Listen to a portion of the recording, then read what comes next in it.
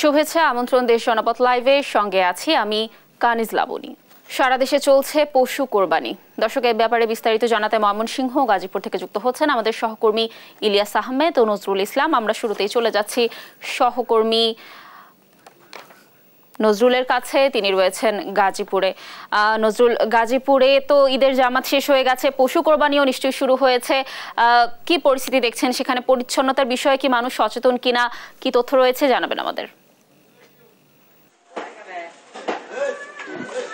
লাবণী, আপনি যেমনটা বলছিলেন, আপনি জানেন যে পশু কোরবানির গাজীপুর সিটি কর্পোরেশনের কোনো নির্দেশনা না থাকায়, অর্থাৎ গাজীপুরের যে সব জায়গায় কিন্তু মানুষ এদিকে যার যেখানে ইচ্ছা সেখানে কিন্তু পশু কোরবানি দিচ্ছেন। আপনারা জানেন যে ছড়িয়ে ছিটিয়ে থাকা সেই সমস্ত রক্তগুলো সেখানে কিন্তু লেগে থাকে। আমি যেখানটায় আছি সেখানে কিন্তু আমি যদি দেখাতে চাই, এখানে কিন্তু দেখেন এইভাবে মার্কেটের সামনে, বিপণী কেন্দ্র এবং বাসাবাড়ির সামনেই কিন্তু আপনার ঈদের যে কুরবানির পশু সেটা কিন্তু জবাই করা হয়েছে। তো আমি যদি আপনাকে দেখা চাই, এইভাবেই কিন্তু গাজীপুরের প্রতিটি জায়গায় কিন্তু রয়েছে, সবই আপনার অবস্থান করতেছে গরু যে জবাই করতেছে। জবাই করার পরে কিন্তু আপনারা দেখছেন যেখানে কিন্তু মাংস তৈরি করা হচ্ছে এবং এইভাবেই কিন্তু আপনার এখানেই কিন্তু গরু জবাই করা হয়েছে এবং এইভাবেই কিন্তু গাজীপুরের যে প্রতিটি জায়গায় কিন্তু আমরা দেখেছি যে রক্তের দাগ এখনো আপনার সড়ক এবং মহাসড়কগুলো রয়েছে সেখানে কিন্তু ছড়িয়ে ছিটিয়ে রয়েছে। তো আমি যদি আরেকটু দেখাতে চাই, এইভাবেই কিন্তু সব জায়গায় আপনার মার্কেট, বিপণী কেন্দ্র বলেন, বাসাবাড়ির সামনে বলেন, সব মোট কথা কিন্তু গাজীপুরে এখন পর্যন্ত ড্রেনের যে একটা ব্যবস্থা সেটা কিন্তু স্বল্পতার কারণে কিন্তু, আর গাজীপুর সিটি কর্পোরেশনের সঠিক কোনো নির্দেশনা না থাকায় সাধারণ মানুষ তারাও জানে না যে পশু কুরবান দিতে হয় কিভাবে এবং কোন জায়গায় কোনো নির্দিষ্ট জায়গা আছে কিনা। তো আপনি যদি দেখাতে চাই যে এটা কিন্তু গাজীপুরের মানে আপনার 13 নং ওয়ার্ডের একটি চিত্র। এখানে কিন্তু একটি মার্কেটের সামনেই কিন্তু পশু জবাই করা হয়েছে, এখানে পশু কিন্তু মাংস প্রস্তুত করা হয়েছে। তো এইভাবেই কিন্তু মার্কেট এবং আপনার সড়কেও দেখেছি আমরা যে মানে পশু জবাই করা হয়েছে। অর্থাৎ সিটি কর্পোরেশনের যে একটি নির্দিষ্ট জায়গা সেটা না থাকার ফলে কিন্তু মানুষের যার যেমন ইচ্ছা সেখানে কিন্তু পশু জবাই করছেন। এভাবেই গাজীপুরের সব জায়গায় কিন্তু পশু জবাই হচ্ছে। অর্থাৎ এখানে কিন্তু যে সমাজ ব্যবস্থা যেটা ছিল সেটা কিন্তু ভেঙে পড়েছে। সেই সমাজ ব্যবস্থাটা এখন না থাকার ফলে কিন্তু যার যেমন ইচ্ছা বাসা বাড়িতে যার ইচ্ছা মতন যেখানে খুশি সেখানে কিন্তু পশু জবাই দিচ্ছেন। তো এর ফলে কিন্তু যে রক্তগুলো যেগুলো আছে সেই রক্তগুলো কিন্তু নির্দিষ্ট জায়গায় না রেখে তারা কিন্তু এদিক সেদিকে ছড়িয়ে ছিটিয়ে দিচ্ছেন। এর ফলে কিন্তু রোগ জীবাণু এবং সবকিছুই কিন্তু আপনার দেখা যাচ্ছে যে আপনার রোগ জীবাণু ছড়াচ্ছে এবং সবকিছুতেই আপনার এই যে জীবাণু যেটা আছে রক্তের যে জীবাণু সেগুলো কিন্তু ছড়িয়ে যাচ্ছে। তো আমরা এই ব্যাপারে কয়েকজনের সাথে কথা বলেছিলাম। তারা সাধারণ যে মানুষ তারা এখন পর্যন্ত কিন্তু তারা জানে না যে সিটি কর্পোরেশনের রুল কি রয়েছে বা নির্দেশনা কি রয়েছে। তো এইভাবেই গাজীপুরের সবগুলো জায়গায় আমরা দেখেছি, সড়ক থেকে শুরু করে মার্কেট, বিপণী কেন্দ্র এবং আপনার সব গুরুত্বপূর্ণ পয়েন্টগুলোতে, হাট বাজারও দেখেছি আমরা, নির্দিষ্ট কোনো জায়গা না থাকার ফলে কিন্তু যে সাধারণ মানুষ কিন্তু আপনার যার যার ইচ্ছা মতন কিন্তু গরু কুরবানির যে পশু সেটি কিন্তু জবাই করছেন। ফলে কিন্তু যে একটি রোগ জীবাণু আসে সেটি কিন্তু ছড়িয়ে পড়ছে সব জায়গায়। এবং আপনি জানেন যে এই যে রক্তের যে এই যে আপনার সামনে দিয়ে কিন্তু ময়লাগুলো নিয়ে যাচ্ছে, এগুলো নিয়ে নির্দিষ্ট একটি জায়গায় কিন্তু ফেলবে, আমরা লোকালয়ে ফেলছে এগুলা। তো এইভাবেই কিন্তু সব জায়গাতেই কিন্তু এরকম চিত্র কিন্তু আমরা লক্ষ্য করেছি এবং সিটি কর্পোরেশনের মোট কথা উদাসীনতাকে বলা যায় যে এখানে দায়ী করেছেন। ওই যে আপনার দেখতে যদি দেখাতে চাই আপনাকে একটু, যে এইভাবেই কিন্তু ময়লা আবর্জনা লোকালয়ে ফেলানো হচ্ছে এবং এই জায়গা থেকে কিন্তু মশা মাছি এবং সবকিছুই বৃদ্ধি পাচ্ছে। তো গাজীপুরের এইরকম চিত্র কিন্তু গাজীপুর শহর সিটি কর্পোরেশনের সব জায়গায় রয়েছে। তো যদি আমি বলতে চাই যে গাজীপুর সিটি কর্পোরেশনের বয়স কিন্তু প্রায় 17-18 বছর হলেও এখন পর্যন্ত সঠিক কোনো নির্দেশনা না থাকায় মানুষ কিন্তু আপনার বিভিন্নভাবে যে পশু জবাই করছে সেই পশুর রক্ত এবং উৎকৃষ্ট যেই অংশগুলো রয়েছে সেগুলো কিন্তু লুকালোয় ফেলছে এবং এই যে জবাই করা হচ্ছে, জবাই করার পরে যে আপনার রক্তগুলো যেগুলো আছে সেই রক্তগুলো লেগে রয়েছে এবং এগুলো কিন্তু এইভাবেই থাকবে। অর্থাৎ নিজ উদ্যোগে যদি পরিষ্কার না করে তাহলে আর পরিষ্কার করা হবে না, এমনটাই কিন্তু আমরা দেখতে পেয়েছি সবগুলো জায়গাতে। তো আমি যদি আরেকটু দেখাতে চাই যে এখানে কিন্তু যে আপনার রক্তের যে সমাজ ব্যবস্থা, অর্থাৎ গাজীপুরের আপনারা জানেন যে এই সিটি কর্পোরেশনের বয়স 18 বছর অতিক্রম করলো, কিন্তু এখন পর্যন্ত সাধারণ মানুষ তারা জানে না যে সিটি কর্পোরেশন আইন কানুন এবং নিয়ম কানুন কি রয়েছে। তো তারা সবাই দাবি করছেন যে সিটি কর্পোরেশন থেকে যে একটা নির্দেশনা আসতো যে সেই নির্দেশনা মোতাবেক তারা পশু জবাই করতো, পশু জবাই করার পরে রক্তগুলোকে ধুয়ে ফেলা হতো, তাহলে একটু তাহলে জনসাধারণের একটু সুবিধা হতো। কিন্তু সেই নির্দেশনা না থাকার ফলে কিন্তু যে যার মতো করেই পশু কুরবান দিচ্ছেন এবং বিভিন্ন জায়গায় লোকালয় থেকে লোকালয়ে দিচ্ছেন এবং বাসাবাড়ির সামনে এবং মার্কেট, বিপণী কেন্দ্র এবং মহাসড়কের পাশেও আমরা দেখেছি যে ঈদের যে পশু সেটি কিন্তু জবাই দিচ্ছেন। তো আমার কাছে মোটামুটি এই ছিল গাজীপুর থেকে সর্বশেষ, এই ছিল আমার কাছে গাজীপুর থেকে। ধন্যবাদ নজরুল আমাদের সাথে যুক্ত থাকার জন্য। দর্শক, গাজীপুর থেকে ঈদুল আজহার পশু কোরবানির ব্যাপারে সর্বশেষ তথ্য জানাচ্ছিলেন আমাদের সহকর্মী। দর্শক, এবার আমরা চলে যাব ময়মনসিংহে, সেখানে রয়েছে আমাদের সহকর্মী ইলিয়াস আহমেদ। ইলিয়াস, ময়মনসিংহেও নিশ্চয়ই ঈদ জামাত শেষ হয়ে গেছে, এখন পশু কোরবানি চলছে, কি তথ্য রয়েছে? যারা পশু কোরবানি দিচ্ছেন তারা পরিষ্কার পরিচ্ছন্নতা ঠিকমতো পালন করছেন কিনা, কি তথ্য রয়েছে?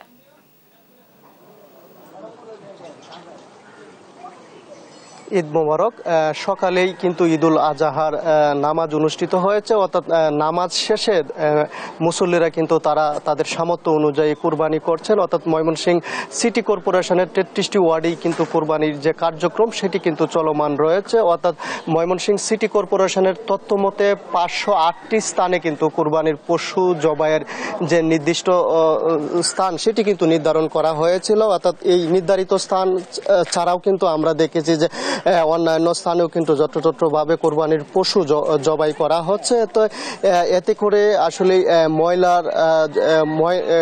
ময়লা আবর্জনা এবং সেটি নিয়ে কিন্তু সিটি কর্পোরেশন সহ যে নাগরিক নেতৃবৃন্দ রয়েছেন এবং সাধারণ মানুষ রয়েছেন তারা কিন্তু যে এই যে বর্জ্য ব্যবস্থাপনা নিয়ে কিন্তু তারা কিছুটা চিন্তিত। অর্থাৎ আমরা যদিও দেখেছি যে যারা পশু জবাই করছেন তারা কিন্তু নিজ দায়িত্বেই পরিষ্কার পরিচ্ছন্নতার কাজ করছেন এবং সিটি কর্পোরেশন থেকে 508টি স্থান নির্ধারণ করে দেওয়া হলেও কিন্তু আরও অধিক বেশি পশু জবাই ময়মনসিংহ 33টি ওয়ার্ডে হয়েছে। অর্থাৎ দুপুরের পর থেকেই সিটি কর্পোরেশনের যে বর্জ্য ব্যবস্থাপনা অপসারণ সেটি কিন্তু শুরু হবে, সেই বিষয়টি আমাদেরকে জানিয়েছেন।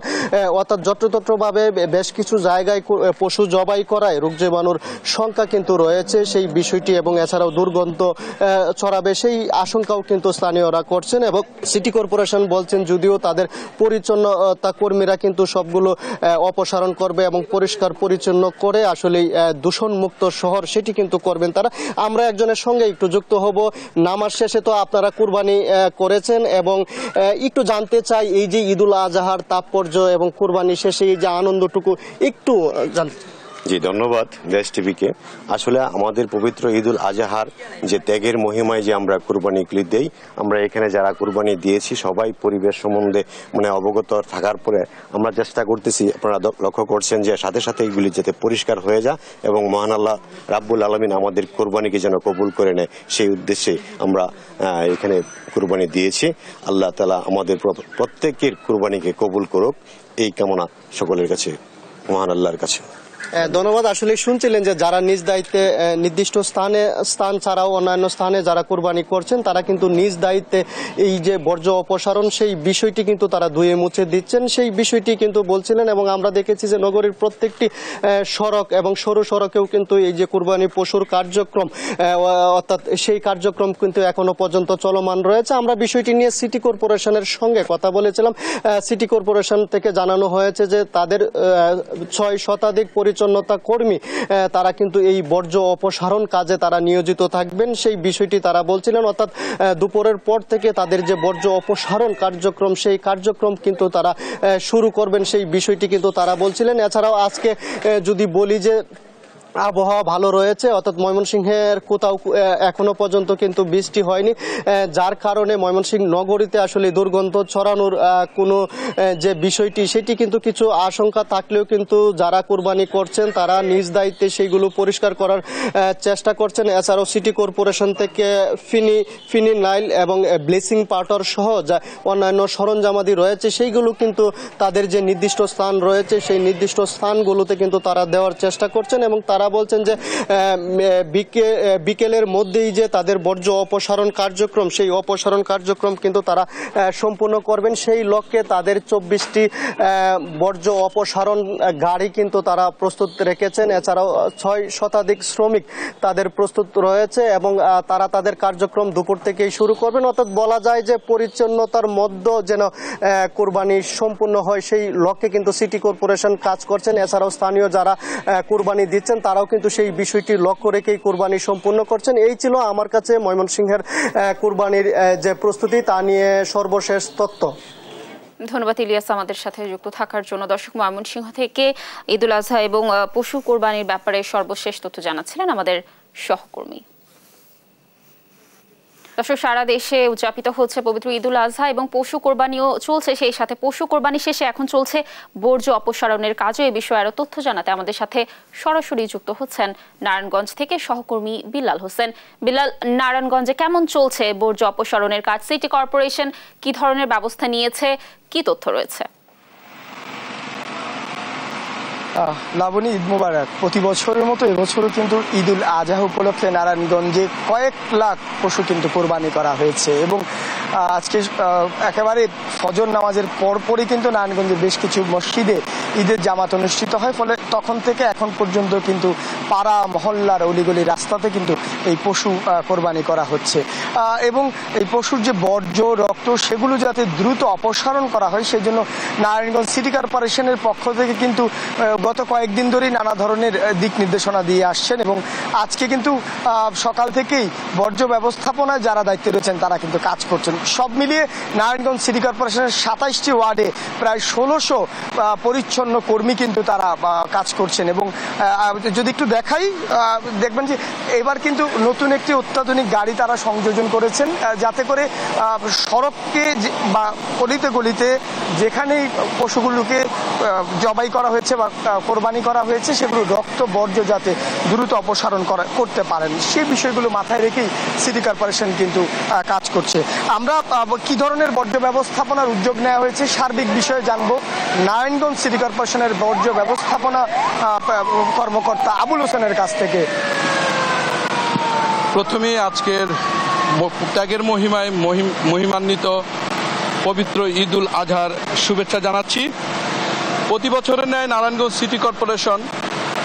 সিটি কর্পোরেশনের মাননীয় মেয়র ডাক্তার সিলাইনাত আইভি মহোদয়ের প্রত্যক্ষ নির্দেশনায় জোরালো পদক্ষেপ গ্রহণ করেছে। আমাদের আজকের পরিকল্পনার মধ্যে রয়েছে আমরা আমাদের প্রায় 1150 নিয়মিত পরিচ্ছন্ন কর্মীর পাশাপাশি 550 আমাদের অনিয়মিত কর্মী যাদেরকে আমরা রিক্রুট করেছি আজকের এই কর্মটি সম্পাদন করার জন্য। ইতিমধ্যে আমাদের ভিকেল সহ সমস্ত প্রস্তুতি সম্পন্ন হয়েছে। ইতিমধ্যে আপনারা জানতে পেরেছেন যে নারায়ণগঞ্জ সিটি কর্পোরেশন এই বছর মাল্টি ইউটিলিটি ভিকেলস আমরা দেশীয় প্রযুক্তিতে নতুন করে সংযোজন করতে সক্ষম হয়েছি এবং যার মাধ্যমে নগরীকে আমরা আগামী 24 ঘন্টার মধ্যে ইনশাআল্লাহ পরিষ্কার পরিচ্ছন্ন করতে পারবো বলে আমরা বিশ্বাস করি। শুনছিলেন সিটি কর্পোরেশনের পক্ষ থেকে 24 ঘন্টার মধ্যেই এই নগরীর যে বর্জ্য সেটি পরিষ্কার পরিচ্ছন্ন করার জন্য উদ্যোগ নিয়েছে। একইভাবে উপজেলা এলাকাগুলোতেও পৌরসভা এবং ইউনিয়ন পরিষদের পক্ষ থেকে বর্জ্য অপসারণের জন্য পরিচ্ছন্ন কর্মীরা কিন্তু কাজ করে যাচ্ছেন। বলা যায় ঈদে যে সড়ক এবং মহাসড়কে যেখানে বর্জ্য পড়ে থাকবে সেটি কিন্তু 24 ঘন্টার মধ্যে অপসারণ করে নগরবাসীকে একেবারে স্বস্তি দেওয়ার যে উদ্যোগ সেটি কিন্তু নেওয়া হয়েছে। তো এই ছিল আমার কাছে নারায়ণগঞ্জ থেকে বর্জ্য ব্যবস্থাপনার সবশেষ লাবণী। ধন্যবাদ বিল্লাল আমাদের সাথে যুক্ত থাকার জন্য। দর্শক, যেমনটি বলছিলাম পশু কোরবানির শেষে এখন বর্জ্য অপসারণের কাজ চলছে, সেই সাথে যুক্ত হয়েছে সিটি কর্পোরেশন। এই ব্যাপারে সর্বশেষ তথ্য জানাচ্ছিলেন নারায়ণগঞ্জ থেকে আমাদের সহকর্মী। রাজধানীর মহল্লায় মহল্লায় চলছে পশু কোরবানি। দর্শক, এ নিয়ে বিস্তারিত তথ্য জানাতে মিরপুর থেকে যুক্ত হচ্ছেন সহকর্মী মাজহারুল ইসলাম।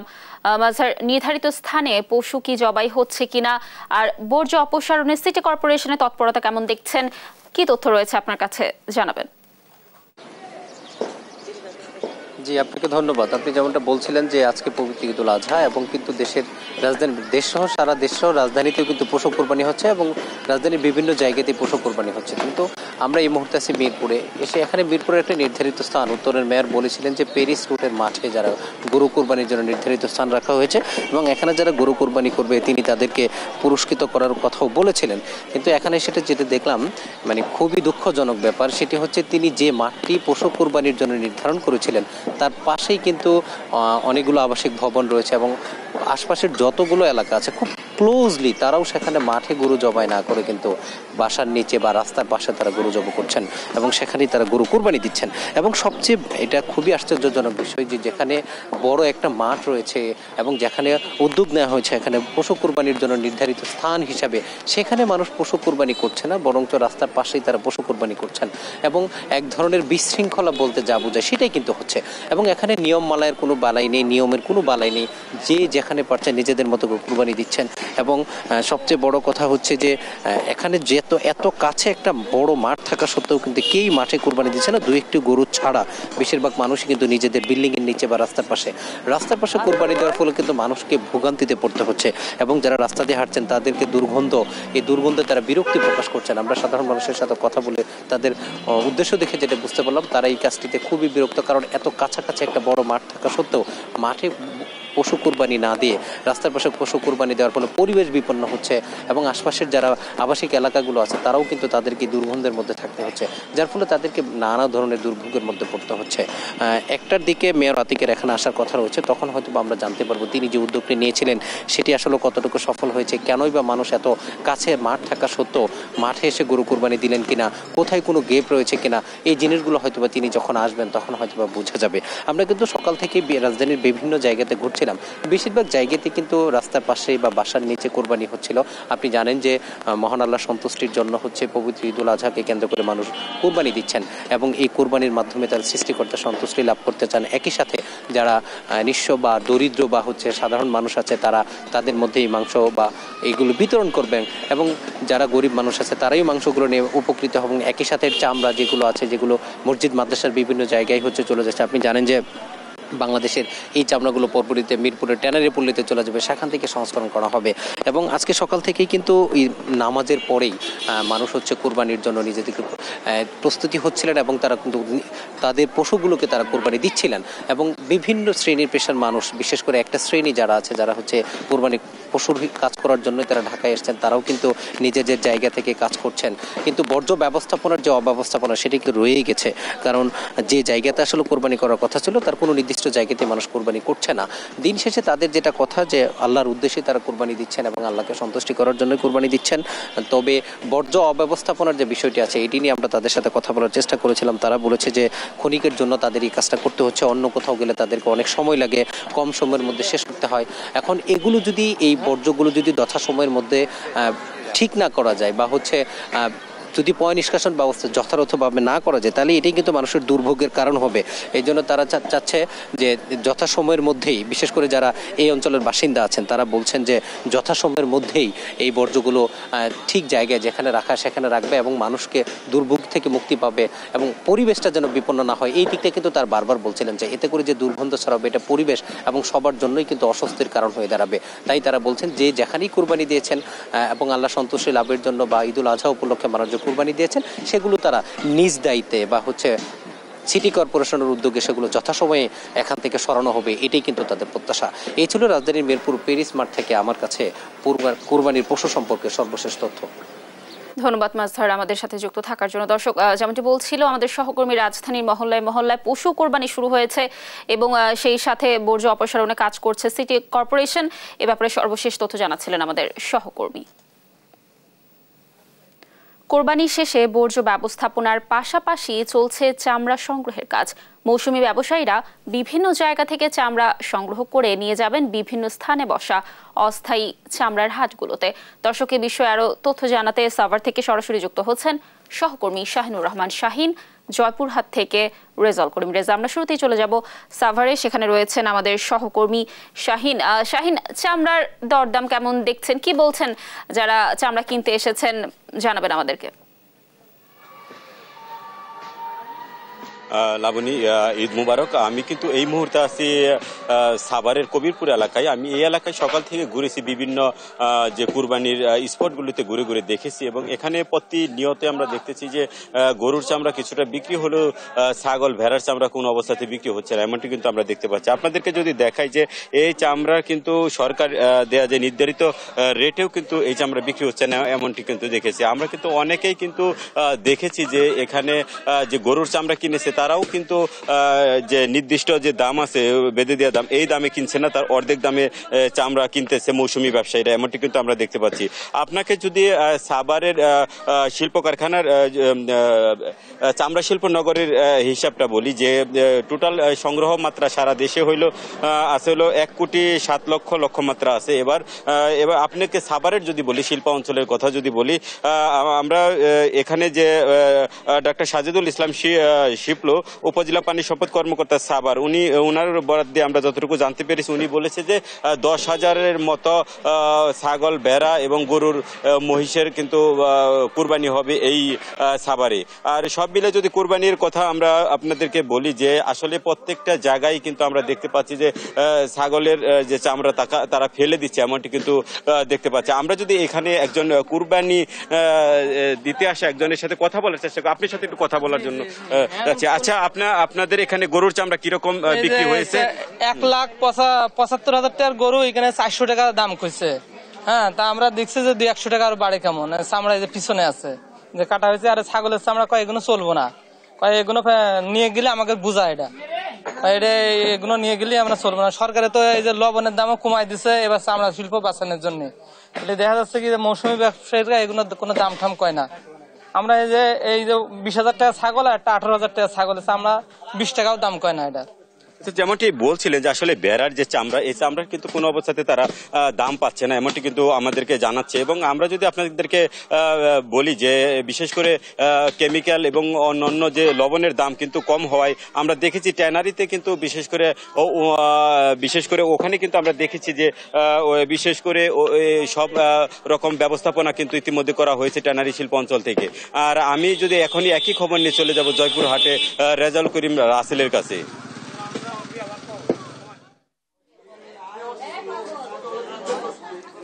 ঈদ মোবারক।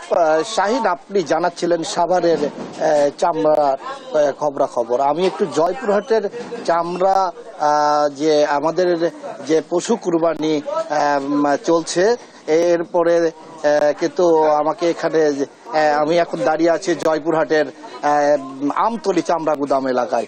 এখানে আমি জানিয়ে রাখি যে জয়পুরহাটে প্রায় 20টির মতো চামড়া গুদাম আছে জয়পুরহাট শহর এবং আশপাশে। তো এখানে তাদের সাথে আমি কথা বলেছি, তারা যেটি জানিয়েছেন যে আসলে চামড়া যে ব্যবসা তাদের আগের মতো কিন্তু নেই। আগে যেমন তাদের ব্যবসা ভালো ছিল, এখন কিন্তু নেই। তার কারণ হচ্ছে যে তারা ট্যানারি মালিকরা সময় মতো টাকা দিতে পারে না এবং তাদের বকেয়া বাকি, তারা চামড়া কিনতে পারছে না।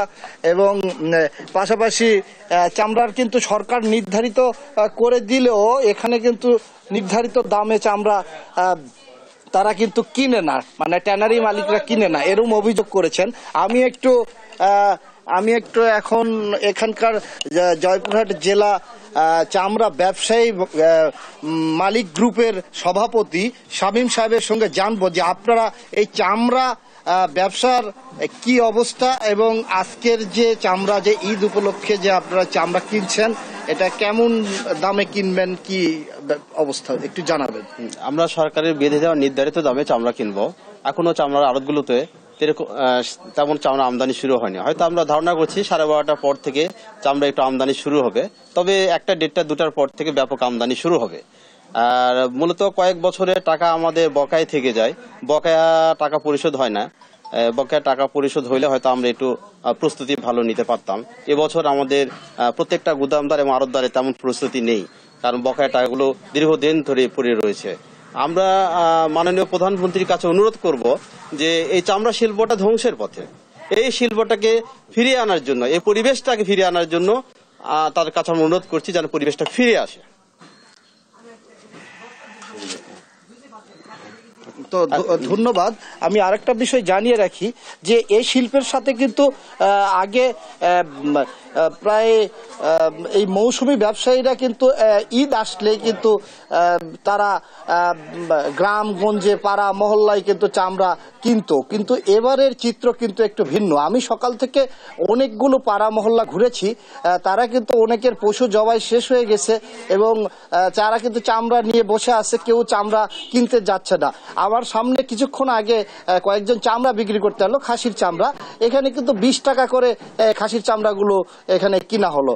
তো তাদের কাছে আমি মানে আড়তদার কাছে আমি জানতে চাইলাম যে 20 টাকা মূল্যে বিক্রি কেনার বিধান গভর্নমেন্ট কি দিয়েছে কিনা। তো তারা বলতেছে যে সাইজ অনুযায়ী সর্বোচ্চ 80 টাকা পর্যন্ত তাদের কিনতে পারবে।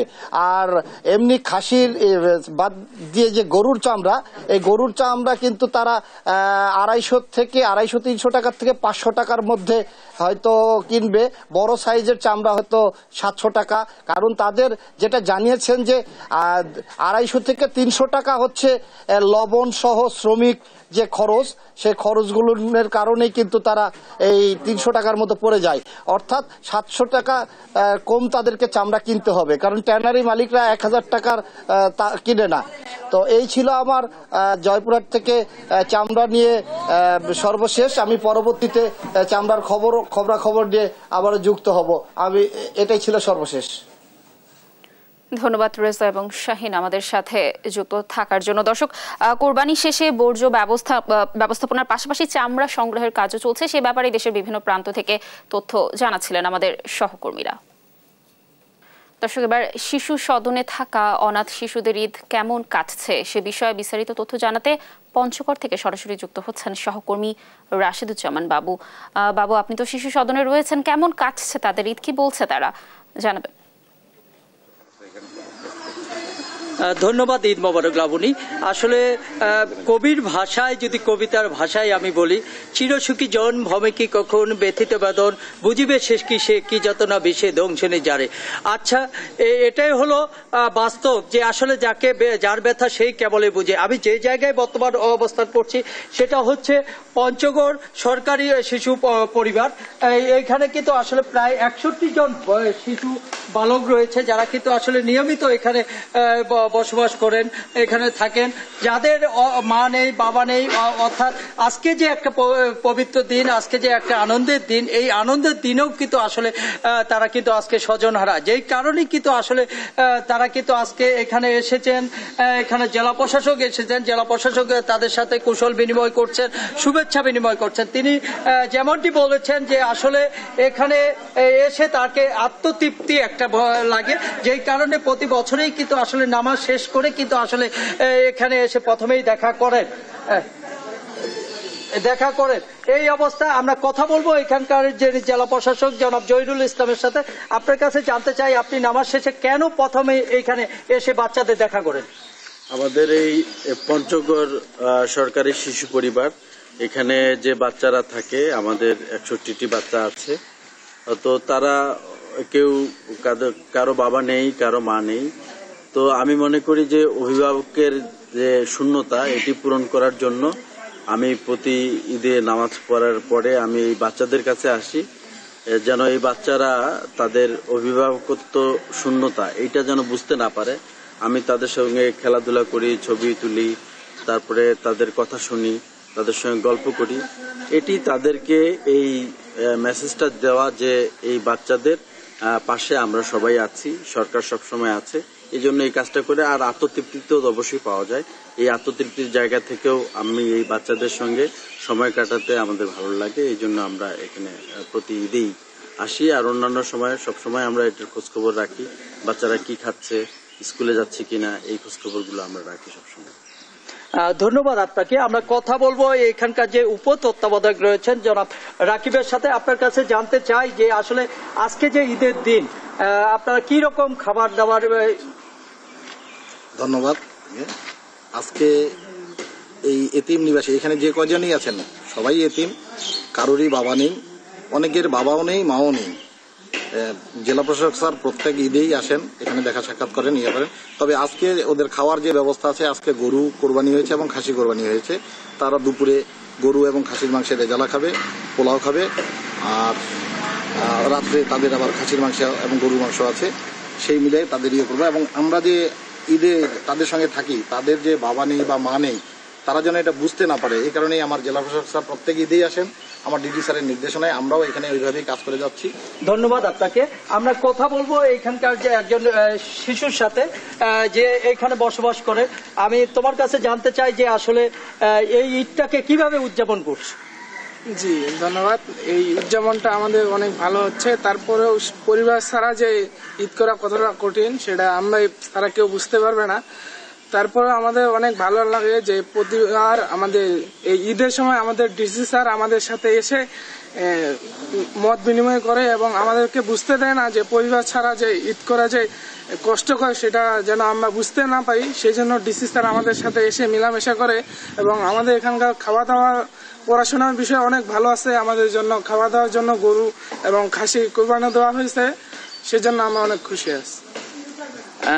আমি শুনছিলাম আসলে এখানকার জেলা প্রশাসক, এখানকার তত্ত্বাবধায়ক, এখানকার যারা শিক্ষার্থী রয়েছে, অধিবাসী রয়েছে, তাদের কাছে আমরা শুনছিলাম আসলে এখানকার যে পরিস্থিতি। আসলে আপনাকে একটু জিনিস জানাই যে আসলে এখানে দৈনন্দিন যে ব্যয়, একটি শিক্ষার্থী এখানে যারা বসবাস করে তাদের 100 টাকা, কিন্তু এই 100 টাকায় কিন্তু এই বাজার দরে কিন্তু আসলে কিছুই হয় না। যেই কারণে কিন্তু তারা কিন্তু দাবি রেখেছে যে আসলে এই বরাদ্দটুকু যেন আরো বৃদ্ধি করা হয়। এই ছিল পঞ্চগড় থেকে আমার কাছে সর্বশেষ সংবাদ। লাবণী, ধন্যবাদ বাবু আমাদের সাথে যুক্ত থাকার জন্য। দর্শক, পঞ্চগড়ের শিশু সদন থেকে অনাথ শিশুদের ঈদ কেমন কাটছে এ ব্যাপারে বিস্তারিত তথ্য জানাচ্ছিলেন আমাদের সহকর্মী। দর্শক, এই ছিল এখনকার দেশ জনপথ লাইভ। পরের বুলেটিন দেখার আমন্ত্রণ রইল। এছাড়া দেশ টিভির সর্বশেষ সব খবর পেতে ভিজিট করুন www.desh.tv। ফেসবুকে আমাদের সঙ্গে যুক্ত থাকুন দেশ টিভি অথবা দেশ টেলিভিশন পেজে। সর্বশেষ সব ভিডিও পেতে ইউটিউবে আমাদের হ্যান্ডেল @desh television অথবা @desh tv news লিখে সার্চ করুন। ধন্যবাদ সবাইকে।